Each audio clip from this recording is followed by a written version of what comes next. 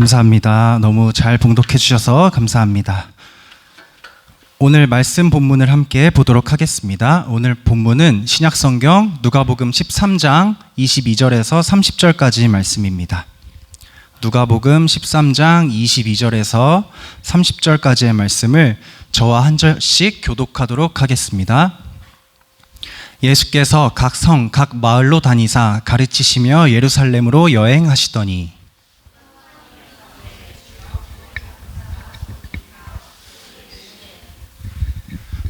좁은 문으로 들어가기를 힘쓰라. 내가 너희에게 이르노니 들어가기를 구하여도 못하는 자가 많으리라.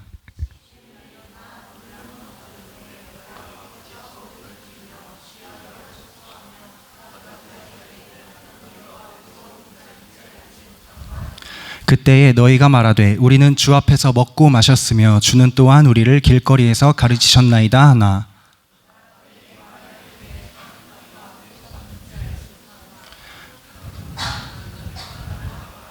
너희가 아브라함과 이삭과 야곱과 모든 선지자는 하나님 나라에 있고 오직 너희는 밖에 쫓겨난 것을 볼 때에 거기서 슬피 울며 이를 갈리라. 같이 읽겠습니다. 보라, 나중된 자로서 먼저 될 자도 있고 먼저 된 자로서 나중될 자도 있느니라 하시더라. 아멘. 네, 여러분 오늘 말씀의 제목을 함께 읽어보도록 하겠습니다. 시작. 좁은 문으로라는 제목의 말씀입니다. 오늘 말씀의 첫머리에 보니까 예수님께서 지금 제자들과 함께 다니시고 계시는 그 최종 목적지가 나와 있어요. 22절에 보니까 예수께서 각 성, 각 마을로 다니사 가르치시며 예루살렘으로 여행하시더니 라고 되어 있는데, 여러분 우리가 지금 누가복음을 쭉 보고 있는데 다른 복음서랑 함께 모든 장절을 다 읽고 다 배우고 지나갈 수가 없어서 그럼 너무 오래 걸릴 것 같아서 전도사님이 선택적으로 이 부분 이렇게 순서를 따르긴 하지만 모든 부분을 지나가지는 않고 있어요.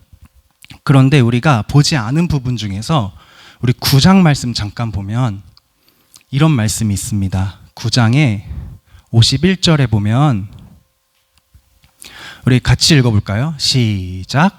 예수께서 승천하실 기약이 차감해 예루살렘을 향하여 올라가기로 굳게 결심하시고, 우리가 지금 오늘 13장을 봤는데 9장에서 이미 밝히 말씀하셨어요. 예수님은 지금 그의 제자들과 함께하는 이 여행, 이 여정의 목적지를 찍어두셨어.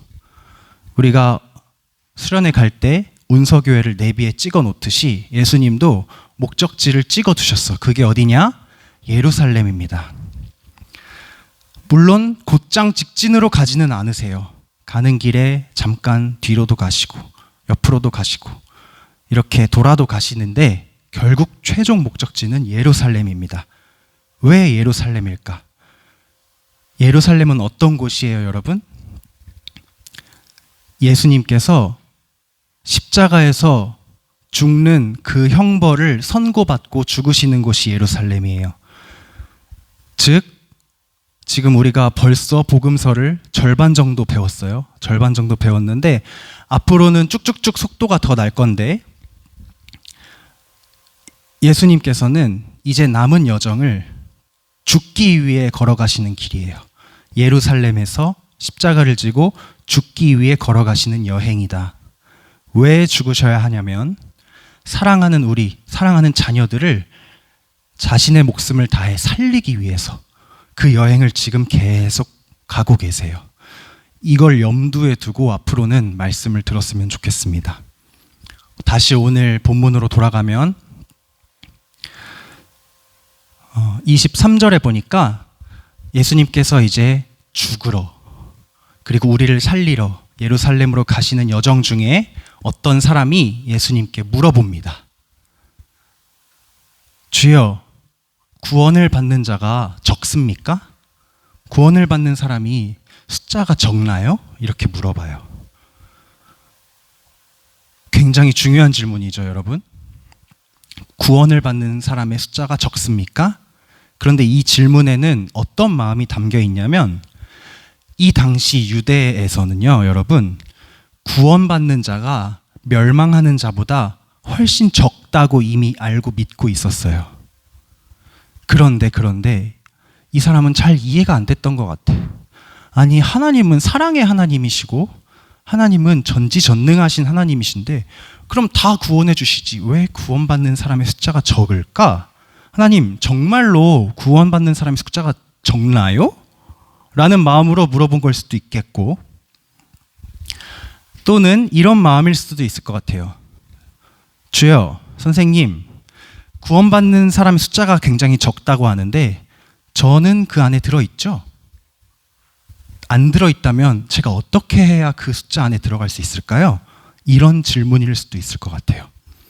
어쨌든 이 사람의 진짜 의도는 우리가 정확히 알 수 없지만 이 사람은 어쨌든 아주 중요한 구원이라는 문제에 대해서 예수님께 묻고 있습니다.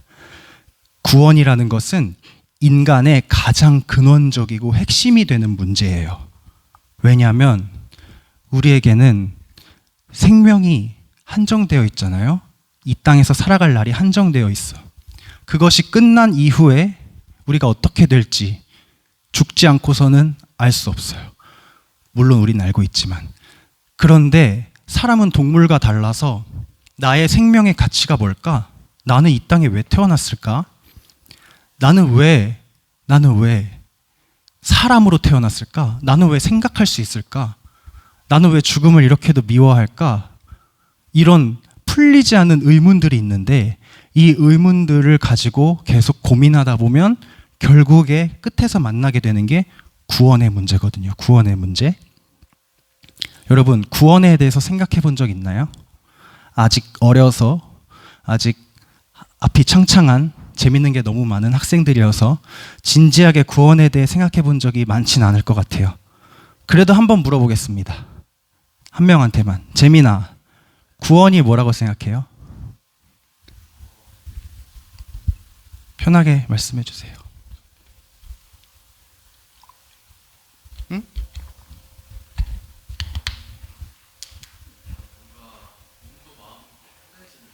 몸도 마음도 편안해지는 거? 어떤 거에서부터 편해지는 거?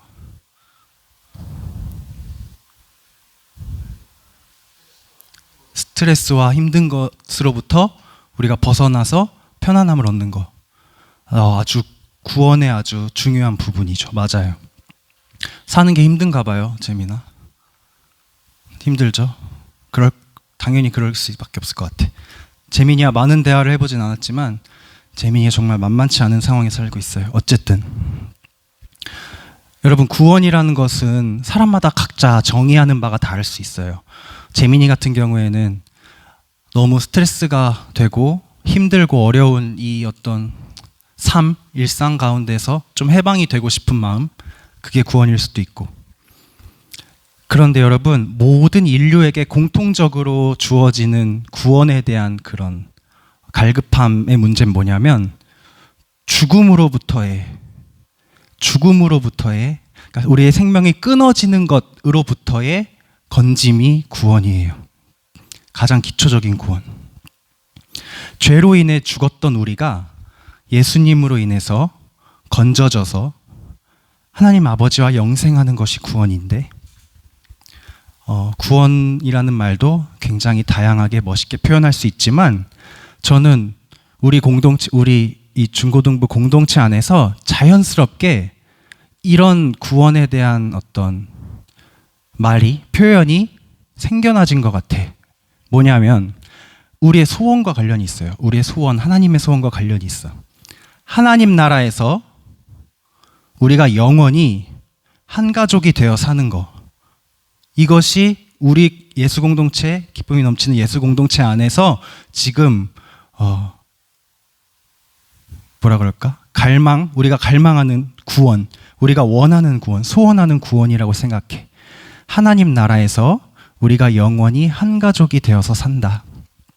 생각만 해도 행복하지 않습니까, 주양아? 주희야, 그렇지 않아요? 하나, 그렇지 않아요? 예? 감사합니다. 그런데 여러분, 그 소원을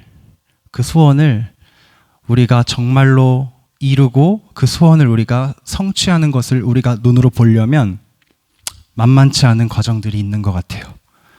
24절에 보니까 구원에 대해 묻는 자에게 예수님께서 이렇게 대답하세요. 좁은 문으로 들어가기를 힘쓰라. 내가 너희에게 이르노니 들어가기를 구하여도 들어가지 못하는 자가 많다.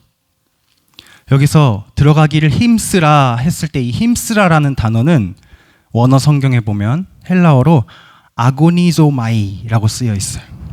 이 말의 뜻은 뭐냐면 쟁취하는 의미가 있어요. 경쟁자와 어떤 한 트로피를 앞에 두고, 올림픽 요즘에 하잖아요. 앞에 목표점을 두고 많은 사람들이 뛰어가서 한 명이 탁 먼저 쟁취하는 그런 느낌이 들어가 있는 단어예요. 무엇을 쟁취하는 것인가? 구원을 쟁취하는 것인데 왜 이거를 쟁취해야 되는가? 25절에 보니까 문이 한번 닫히면 이제는 더 이상 기회가 없다. 들어가고 싶어도 못 들어가고 문을 아무리 간절히 두드려도 더 이상 두 번의 기회는 주어지지 않아. 구원의 문이란 그런 문이다 라고 예수님께서 말씀하세요.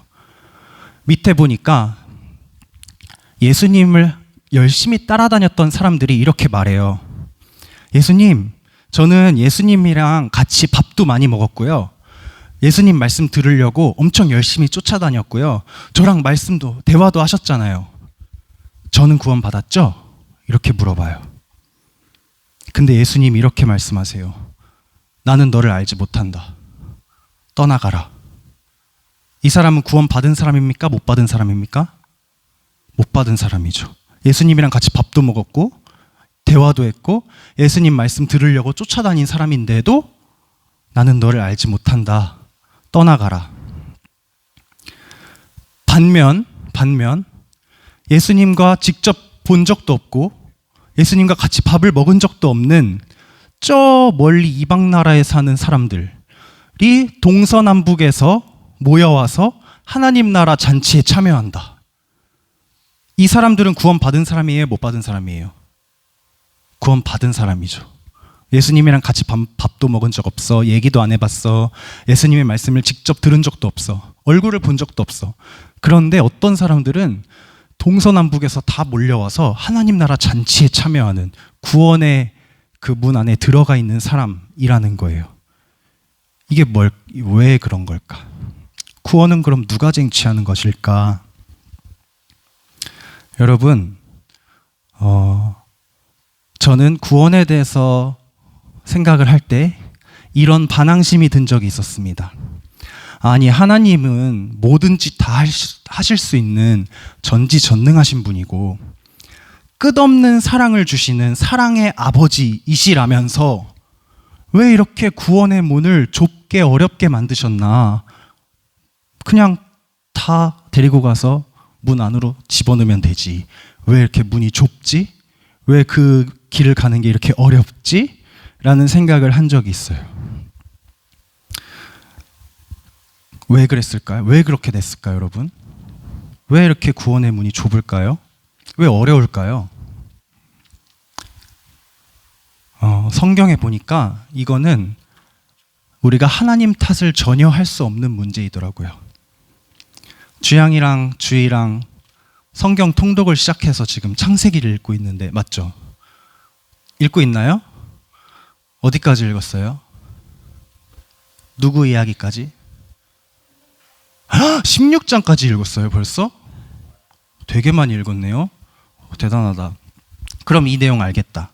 여러분, 창세기, 성경의 맨 처음 책의 맨 처음 부분에 보면 하나님께서 사람과 세상을 창조하신 이야기, 우리 너무 잘 아는 성경 퀴즈도 했던 그 부분이 나옵니다. 거기에 하나님의 꿈이 나와요. 하나님의 소원이 나와요. 하나님의 꿈, 하나님의 소원은 아까 말했던 것처럼 영원한 하나님 나라, 하나님의 집 안에 가족들을 다 모아놓고 자녀들을 모아놓고 영원히 그 안에서 즐거워하며 사는 게 하나님의 소박한 꿈이에요. 소원이고.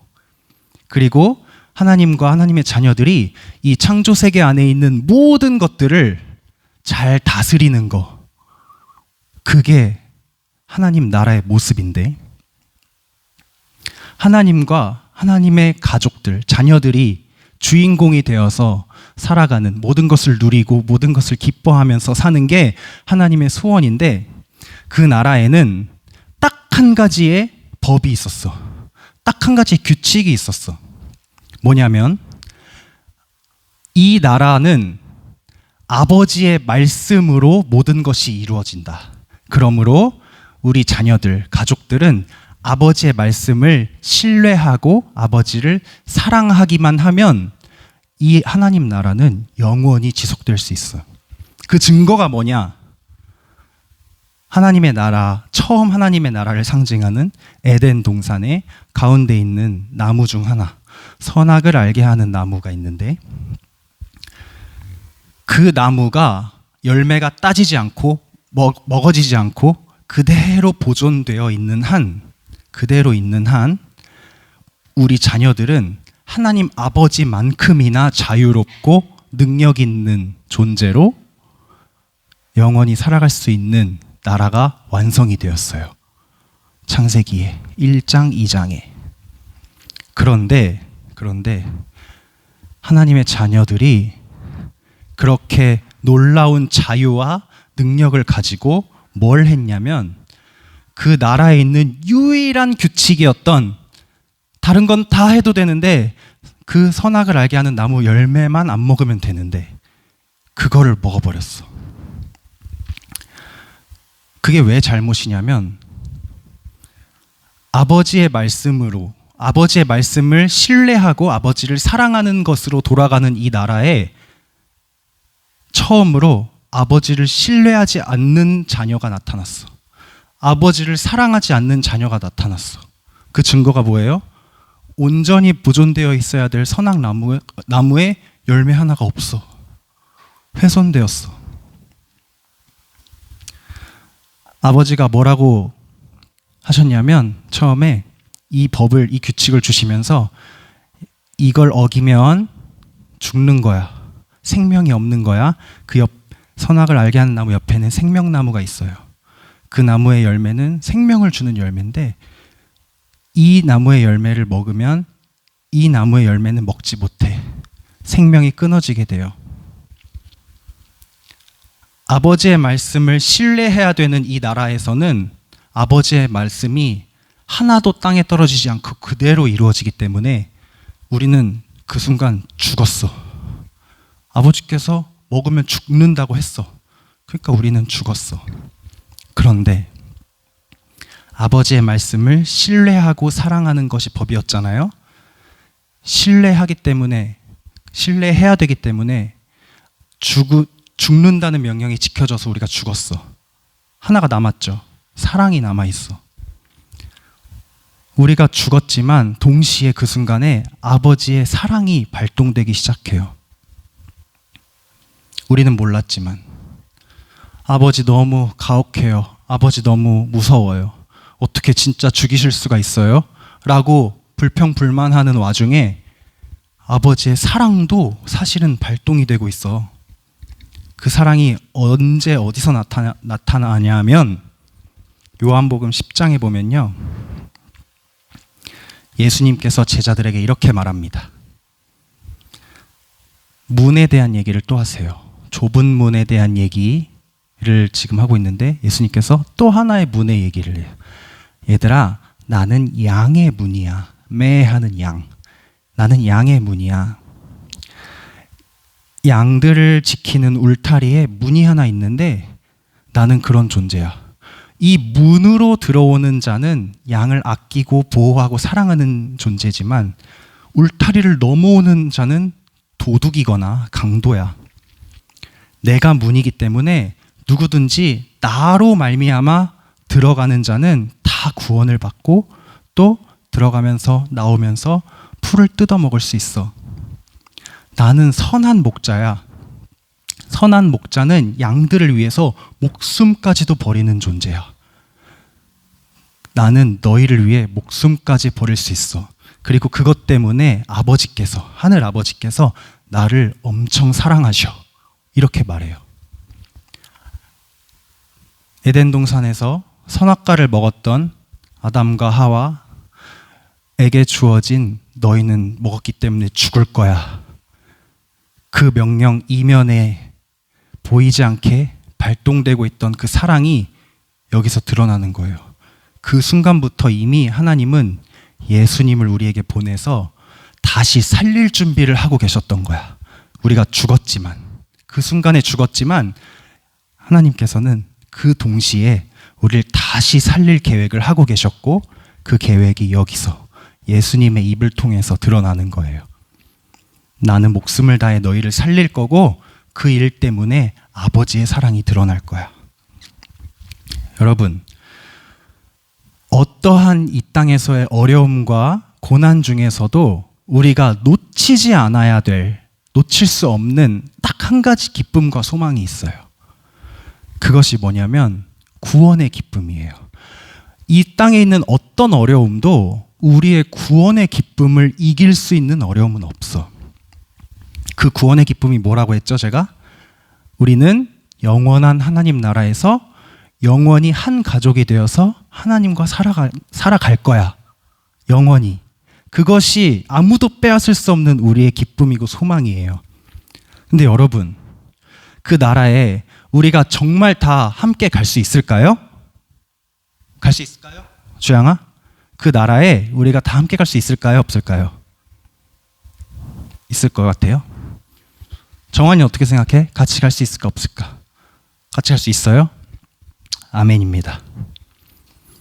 그런데 정답은 여러분, 몰라. 나도 같이 갈 수 있다고 말하고 싶어. 그랬으면 좋겠어요. 그런데 정말 진짜 솔직한 정답은 모른다예요. 모른다. 왜냐하면 예수님께서 오늘 말씀하셨잖아요. 좁은 문이라고. 좁은 문으로 가려면 길도 좁아요. 우리는 좁은 길을 통해서 좁은 문을 들어가고 그 어려운 길, 어려운 문을 통과해야 되는 아직 남은 숙제가 있어, 우리에게. 그거를 잘 해야만 그 문 안으로 우리가 들어가서 영원한 하나님 나라에서 영원히 한 가족이 되어서 살아가는 거예요. 여러분, 그 문을 통과하는 기준이 뭐냐면, 여러분은 예수님이 나를 살리기 위해서 예수님이 진짜 죽으셨다는 그 사실을 믿나요? 믿나요? 그리고 나도 예수님처럼 예수님과 함께 그 좁은 문으로, 좁은 길로 들어설 결단이 되어 있나요? 이 땅을 살아가는 동안에? 아직 그 정도의 확신이 없다면 우리는 언제 닫힐지 모르는 문 앞에서 서성거리고 있는 사람과 똑같아. 아직은 열려 있는 것 같아. 우리의 기회가 많은 것 같아. 천천히 해도 되겠지. 나중에 믿어도 되겠지. 예수님이 제자로 살아가는 거 너무 까다롭고 너무 피곤해. 결혼하고 애 낳고 좀 은퇴하고 좀 여유 있을 때 하면 되겠지. 그 전에 문이 닫히면 어떡해? 여러분, 우리가 지금처럼 이렇게 항상 모여서 예배하고 기도도 하고 같이 밥도 먹고 말씀 배우고 성경 보고 이런다고 구원을 얻는 게 아니래요. 예수님이 나는 너를 모른다, 떠나가라 라고 우리한테 하실 수도 있어요. 이 상태라면. 그럼 여러분, 우리가 어떻게 해야겠습니까? 좁은 길에 들어서서 구원이라는 그 트로피를 우리가 쟁취해야 되지 않겠습니까? 기회가 있을 때 잡아야 되지 않겠습니까? 여러분, 골방기도 쉬엄쉬엄 해서 되겠습니까? 안 돼요. 이렇게 매주 드리는 예배, 매주 어차피 하니까 한 주 쉬어가도 괜찮을까요?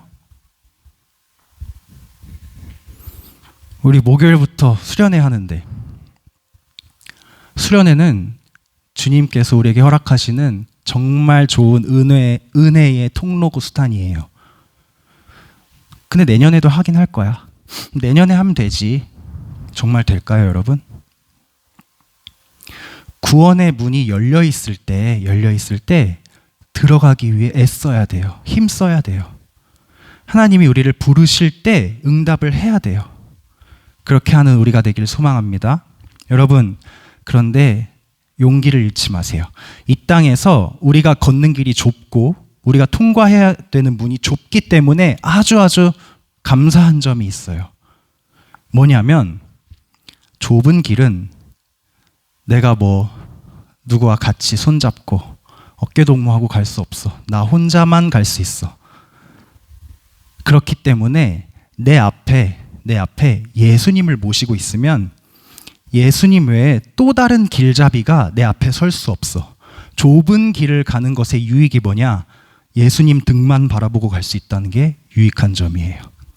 그리고 좁은 길을 가고 좁은 문을 통과하기 때문에 막 치렁치렁 내가 아끼는 물건들, 내가 소중하게 생각하는 것들, 친구들 데리고 갈 수 없어. 내 몸 하나만 잘 꾸겨 넣어야 되는 그 정도의 좁은 문이기 때문에. 그리스도인들의 길은 좁은 길이기 때문에 오히려 쉽습니다. 심플합니다. 예수님 등만 바라보고 걸어가면 됩니다. 그러면 그 길의 끝에 구원의 문이 있습니다, 여러분. 예수님께서 우리에게 오늘 말씀하시는 부분이 이거예요. 얘들아, 구원 너무 어렵고 부담스럽지? 내가 그 길을 먼저 갈게. 내가 예루살렘으로 가서 너희를 위해서 목숨을 다해서 죽을 거야. 너희는 내가 앞서가서 길을 닦아놓고 이정표도 세워놓고 쉴 것도 만들어 놓고 할 테니까 내가 만들어 놓은 길을 잘 따라오기만 해. 그리고 너희가 올 때 내가 다시 와서 너희 한 발짝 앞에서 먼저 걸어가 줄 테니까 내 등만 보고 따라와 라고 말씀하시는 겁니다. 구원을 얻는 길은 좁은 문이고 좁은 길인데 결국 이거예요. 예수님만 바라보고 사는 삶. 그것이 우리의 마지막 소원을 이루는 길입니다. 영원한 하나님 나라에서 영원히 한 가족이 되어서 사는 그 행복한 삶. 그 구원을 이루는 방법, 예수님만 바라보며 사는 겁니다. 그리고 그 어렵고 좁은 길을 예수님께서 우리와 늘 함께 해주십니다. 세상은 조롱할 때가 있어요. 너네 왜 그러고 사니? 주말에 여행도 좀 가고 쉬지. 매주 교회 가서 뭐 하는 짓이니? 이럴 때도 있어요. 너네 왜 이렇게 도덕적으로 살려고 해? 왜 이렇게 법을 다 지키려고 해? 그냥 그럴 때는 특히 사업하시는 분들 이런 갈등 많이 하죠. 왜 그거를 세금을 정직하게 다 내가면서 비즈니스를 하십니까? 저는 그리스도인이기 때문입니다. 다른 사람들은 다 조금씩 요령 피워서 탈세해가지고 하는데 뭐하러 그렇게 하십니까? 저는 그리스도인이기 때문입니다. 아유 답답하네 저 사람. 이게 우리의 길이에요. 좁은 문 좁은 길. 그런데 그 길을 예수님께서 응원해 주시고 지지해 주십니다. 여러분 끝까지 그 길을 가시기를 소망합니다. 수련회 다 오실 거죠? 안 올 사람 손 들어보세요. 하나 둘 셋. 잠깐 남으세요. 저 방에 남으세요. 순영이도 갈 수 있습니다. 괜찮아요. 걱정하지 마세요. 자, 우리 그런 마음 가지고 은혜를 사모하는 마음을 가지고 이 여름을 잘 보냈으면 좋겠습니다.